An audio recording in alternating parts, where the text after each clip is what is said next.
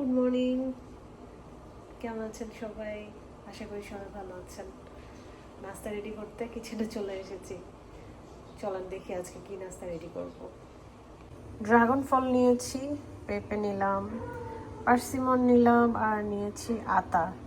আমার অনেক অনেক ফেভারিট একটা ফল আতা। সবগুলো পিস পিস করে নিয়েছি।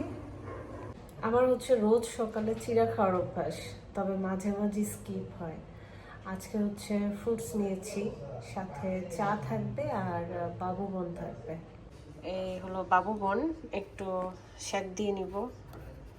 খুব মজা লাগে, ওভেনে দিলে একটু বাউন্সি বাউন্সি হয়, সফট হয়, ওটা অন্যরকম মজা। বাট একটু সেকে নিলে না, এটা আরেক রকম মজা লাগে। চা খুব সুন্দর একটা কালার বের হয়েছে। এখন হচ্ছে চাপাতি দিব, ধোয়া হয়ে গেছে। এই হলো কালার। সকাল সকাল মানুষ অনেক মজার মজার নাস্তা করে, রুটি, ভাজি, পরোটা, ডিম, আরও অনেক অনেক রকমের মজার মজার নাস্তা থাকে। কিন্তু আমি না, তেলের খাবারটা সকালে ঘুম থেকে উঠে একদমই খেতে পারি না। আমার চিড়া দিয়ে শুরু করতে পারলে খুব ভালো হয়। চিড়া, ফল, এই টাইপের খাবার হলে আমার খুব ভালো লাগে। তো রোজই চিড়া থাকে, কলা থাকে, ফল থাকে, চা থাকে। আজকে হচ্ছে চিড়া করিনি, আজকে থাকবে বাবুবন, কলা, ফল, আর আমার স্পেশাল মশালা লাল চা।